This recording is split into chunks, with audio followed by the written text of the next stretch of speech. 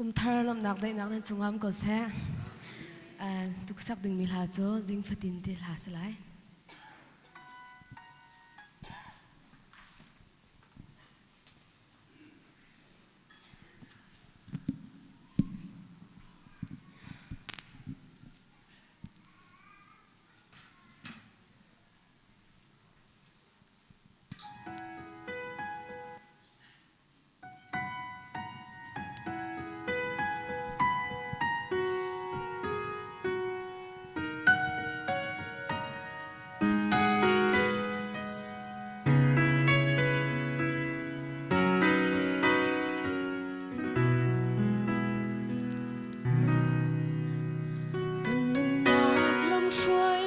si bồi ba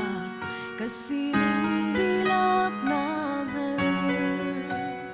ka tlin lo nak le ka sual bal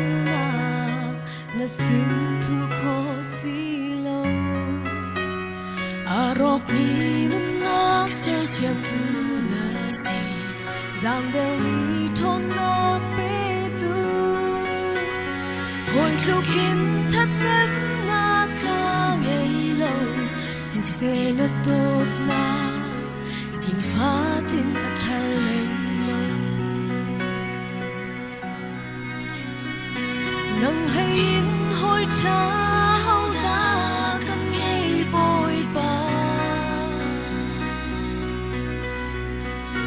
lang sang le hor quang trong giông na ka pi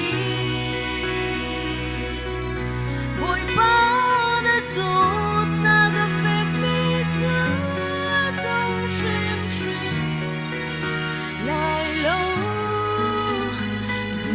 Lak na sinak zu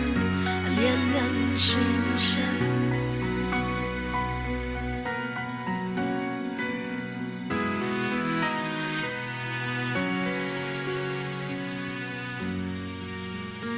kan nun na khu pheng tu na si boi ba na ku chung him na ka mu valai sung har na tlung selo na thadim kadorna akoy mi na lam ter tu na si ati mi na pe tu kapal na katam kaswana ka si se na dot na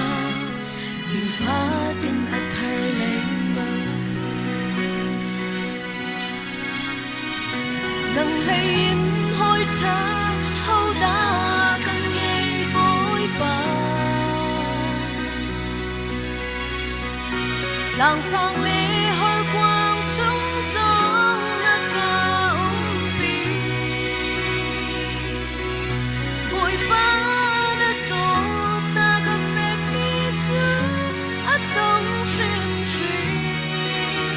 lai lo Lak na sinak zu alian ngan shin shan nang hayin hoi cha hau da kan ngei boi ba lang sang le hor quang trong giông na ka pi boi ba na to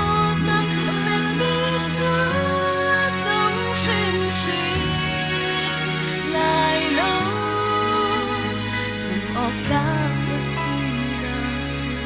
alian ngan shin shan zum ok lak na sinak zu alian ngan shin shan zum ok lak na sinak zu